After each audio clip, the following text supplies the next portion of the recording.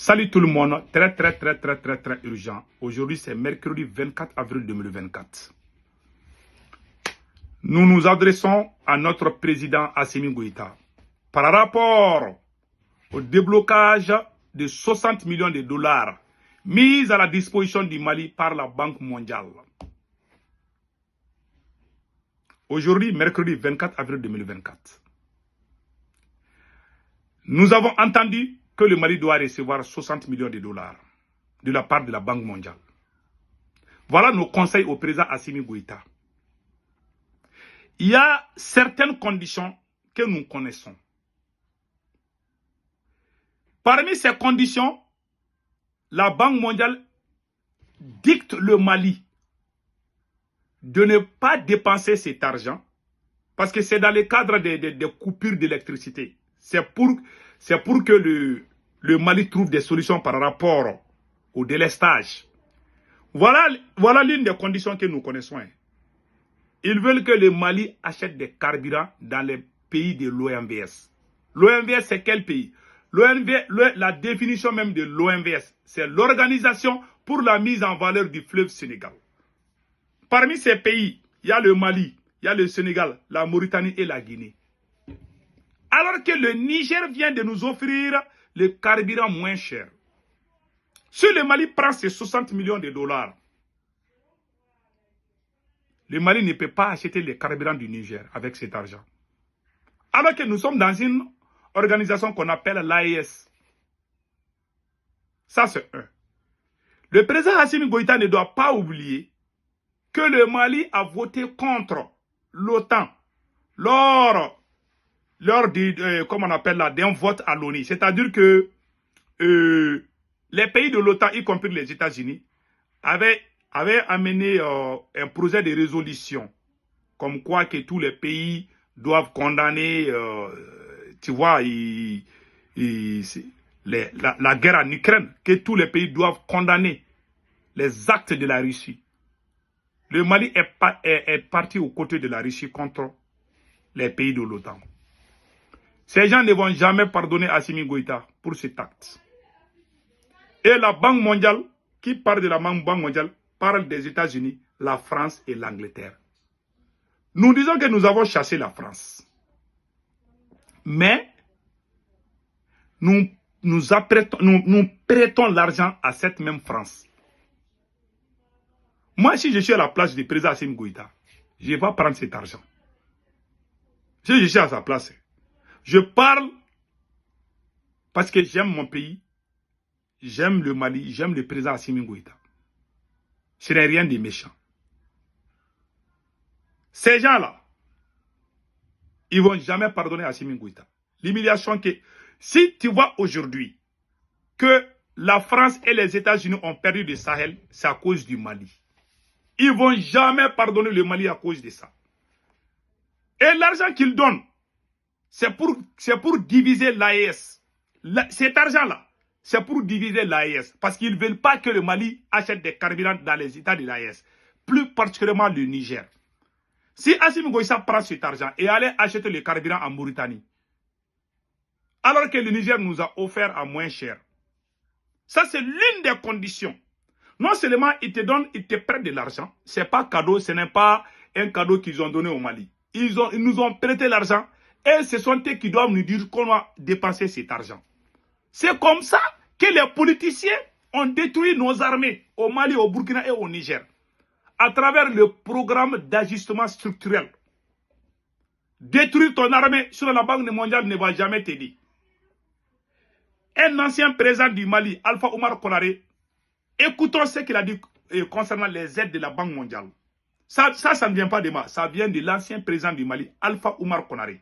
Si vous partez sur la page du ministère de l'économie, vous allez voir que l'argent que nous allons recevoir là, la Banque mondiale ne veut pas que le Mali achète le pétrole du Niger avec cet argent. Parce qu'il veut que ce soit un pays de l'AE, un pays de l'OMVS. Qui parle de l'OMVS parle de la Mauritanie, et du Sénégal et de la Guinée. Mais j'en suis sûr que la France va tout faire pour que le Mali achète les carburants en Mauritanie, au lieu que ce soit le Niger. et avec des prix, des prix élevés. Maintenant, écoutons Alpha Oumar Konaré, l'ancien président du Mali, le voilà, Alpha Oumar Konaré. Écoutons ce qu'il a dit par rapport à la Banque mondiale. Ce plan, il y a eu des acquis. Voilà. Ce n'était pas le seul objectif de la Banque mondiale et du Fonds monétaire. Parce que tout ce qui a été fait en matière de privatisation, de lutte contre la pauvreté, a connu des limites certaines à cause d'un certain dogmatisme, le non-État, le non-État. Vous savez, ces organisations, en certains moments, avaient des positions très doctrinaires. Le tout-libéralisme, détruire l'État, voilà, affaiblir les fonctions publiques, alors qu'il n'y avait pas de répondants. Voilà. Nous l'avons connu. Voilà. Et ça, de façon dictée, de façon contraignante, voilà, en ne laissant pas beaucoup de choix voilà, aux gouvernants en place. Mais ça a été un échec. Cette privatisation dans beaucoup de nos pays, mais ça a été une liquidation pure et simple des entreprises nationales, sans que nulle part il y ait de véritables privés qui aient pris cela en charge. Même quand des multinationales sont venues, elles sont venues au début et puis après elles sont reparties. Donc, je peux dire que des actions de certains moments de ces institutions a été véritablement un échec. Je vais au-delà d'un échec. Voilà. Franchement, je me pose la question si aujourd'hui, avec le constat que même ces institutions font, portent comme appréciation sur certaines de leurs actions antérieures. Aujourd'hui, ces institutions paraissent déterminées à tourner les pages. Je l'espère vivement. Mais il nous faut nous-mêmes être vigilants. Si c'est le cas, je me demande aujourd'hui si, en toute honnêteté, on ne doit pas penser à des mesures de compensation si cela est possible. Voilà. Il a tout dit. Il a tout dit. Redressement, là où on n'a pas été trop loin dans ces mesures-là. C'est tout. Voilà. Ça, c'est l'ancien président. Hein. C'est à travers le programme d'agissement structurel. Si tu vois que nos pays-là sont en retard, c'est à cause des aides de la Banque mondiale. Il y a beaucoup de pays qui peuvent nous aider. Il y a la Turquie, il y a le Brésil, il y a l'Inde. Tous ces pays peuvent nous aider si ça ne va pas. Et ils ne posent pas des conditions. Comment toi, tu dois... C'est comme moi, je prends crédit avec toi. Toi, tu me dis que bon, je te donne crédit. Et avec pourcentage, tu vas me rembourser avec pourcentage. Et c'est moi qui dois te dire comment toi, tu dois dépenser ton argent. Voilà comment ça se passe. Les gens qui crient ho ha, la Banque mondiale nous a donné l'argent là. Ils ne connaissent pas les conditions. C'est comme ça que notre armée a été détruite. À travers le programme d'élargissement structurel de la Banque mondiale et du FMI. Qui parle de la Banque mondiale et FMI parle de la France, de l'Angleterre et des États-Unis. Si tu vois qu'on est en train de chasser, comment on appelle, l'armée française, l'armée américaine partout au Sahel, là, c'est à cause du Mali. Tu penses qu'ils vont nous oublier? Tu as vu ce qu'ils ont fait à Saddam? Et en général, les gens qu'ils détruisent là, ils essaient d'être amis avec toi. Si tu leur fais du mal là, ils ne sont pas comme nous les Noirs. Nous les Noirs, quand on est fâchés contre toi là, on ne veut même pas s'approcher de toi. Mais le blanc est très intelligent. Ils sont plus intelligents que nous. Ils s'approchent, ils essayent d'être amis avec toi. Ils te gâtent comme un bébé gâté. Mais je te jure, s'ils trouvent ton point faible là, ils te frappent, toi-même te poses la question, comment moi j'ai su ça? Ils ont fait avec Saddam Hussein. Ils ont fait la guerre contre Saddam Hussein en 90-91 là. Ils ont échoué. Ils n'ont pas oublié. Saddam a essayé d'être cool, tout ça là. Et un jour, ils sont allés les chasser là-bas. Ils n'oublient jamais. Ils n'abandonnent jamais. Ça, c'est la doctrine des Blancs. Ils n'oublient jamais, ils n'abandonnent jamais. Ils ne pardonnent jamais. Voilà les trois doctrines des Blancs. Ils n'oublient jamais, ils n'abandonnent jamais et ils ne pardonnent jamais. Si tu leur fais du mal, tu marches sur leurs pieds là. Toi, tu as marché sur leurs pieds, non? Et ils vont mettre les caterpillars sur ta tête. Ils n'oublient jamais. S'ils trouvent ton point faible, ils te détruisent en une fraction de seconde. Ils sont humiliés partout. Ces gens sont humiliés partout au Sahel. Qui a poussé les Africains contre ces gens-là? C'est le Mali. Et nous, on court derrière ces mêmes personnes pour leur demander de l'argent, des aides. Moi, je jure, je préfère mourir que de demander de l'argent à ces gens-là. Sékou Touré a dit où? Nous ne commanderons jamais. Ah, j'adore cette phrase de Sékou Touré. Où est cette phrase même? J'avais mis ça dans quelque part là. Ouh, Sékou Touré a parlé, hein, il a très très parlé, wallahi.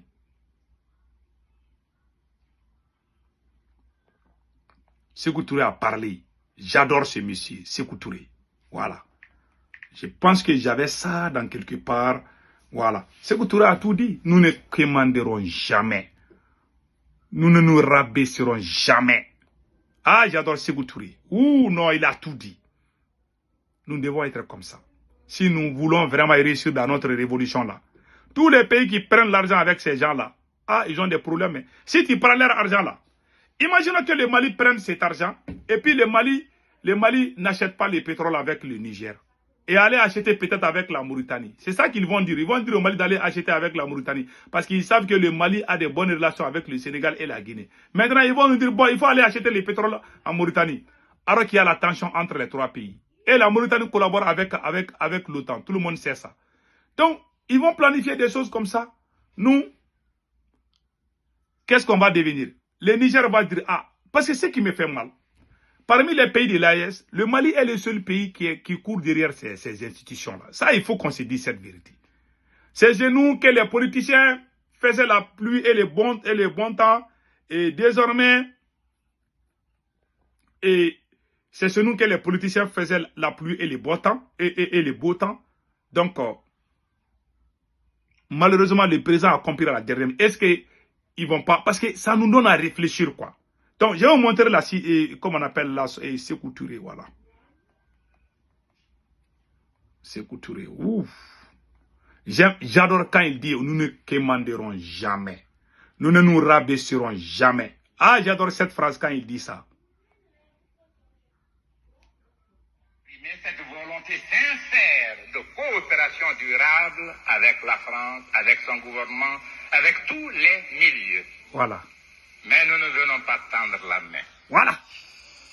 Nous ne commanderons jamais. Voilà. Nous nous comporterons toujours en homme responsable, en peuple responsable et digne. Nous disons la dignité, c'est l'harmonie entre le dire et le faire. Nous tâcherons de rester dignes. Nous respecterons tous nos engagements. Voilà donc, monsieur le maire, la signification que nous accordons à l'occasion que vous avez bien voulu nous offrir. J'adore cette phrase. Nous ne commanderons jamais. Nous resterons dignes. Voilà ce que ça veut dire. En tout cas, si le Mali prend cet argent, peut-être, si le Mali peut renégocier, je ne sais pas, que le président, si ça ne va pas, si le président veut faire le système de Paul Kagame au Rwanda, Paul Kagame a chassé la France, mais il travaille avec les États-Unis. Donc, il n'y a pas de problème. Moi, je suis aux États-Unis. Le président Assimi Goïta a fait ses études en tant que militaire aux États-Unis. S'il veut retourner chez nous aux États-Unis, s'il veut travailler avec nous les Américains, il n'y a pas de problème. Qu'il dise ça aux Maliens. C'est tout ce que moi j'ai dit. S'il veut travailler avec les Américains seulement, qu'il dise ça aux Maliens. Parce que s'il travaille avec les Américains, c'est comme s'il travaille avec la France.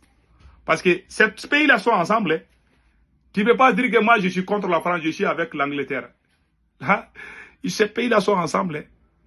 Hein. Ces pays sont ensemble. Ça, je vous dis. Et la Banque mondiale, c'est pour ces trois pays, l'Angleterre, les États-Unis et la France. C'est tout. Donc, vraiment, et voilà ce que les gens, voici la réaction des gens. Quand ça s'est passé là, j'ai vu quelques réactions. Ça m'a vraiment donné des larmes aux yeux. Je t'ai dit, voilà quelques réactions ici. Voilà.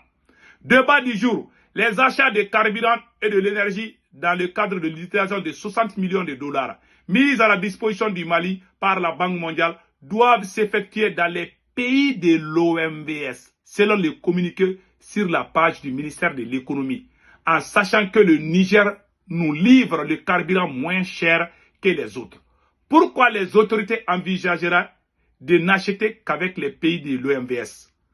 Ou c'est des conditions de la mise à la disposition de ces fonds, ou c'est des conditions posées par la Banque mondiale. Que fait-on des principes qui dicte désormais les actions du gouvernement, notamment le libre choix de nos partenaires. Nous-mêmes, on a dit ça. Le président m'a dit que aucun pays ne doit nous dicter ce qu'on doit faire. Ah, mais la Banque mondiale est en train de faire. Hein. Ils disent qu'on doit acheter avec. Vous voyez, donc, il y a des. Vous voyez, donc, mon cher président, je suis avec vous. Mais voilà, il faut vraiment revoir. Ce n'est pas tout l'argent qu'on peut prendre. Hein. Voilà, ce n'est pas tout l'argent. S'il y a des difficultés, dites aux Maliens. Même si on va, nous-mêmes tous, on va rester, on va vous soutenir dans la difficulté. Mais franchement, si ça, c'est des conditions-là, parce que c'est sur la page du ministre de l'économie que nous devons dépenser cet argent avec les pays de l'OMVS. Qu'il y a les coupures d'électricité, il y a les délestages, que si on veut acheter des carburants, on a qu'à aller dans... ça, c'est pas bon. En tout cas, mon conseil au président, c'est de dire aux Maliens qu'est-ce qui ne va pas. Et nous allons comprendre, on va trouver les solutions ensemble. Passez un excellent week-end. Ciao, ciao.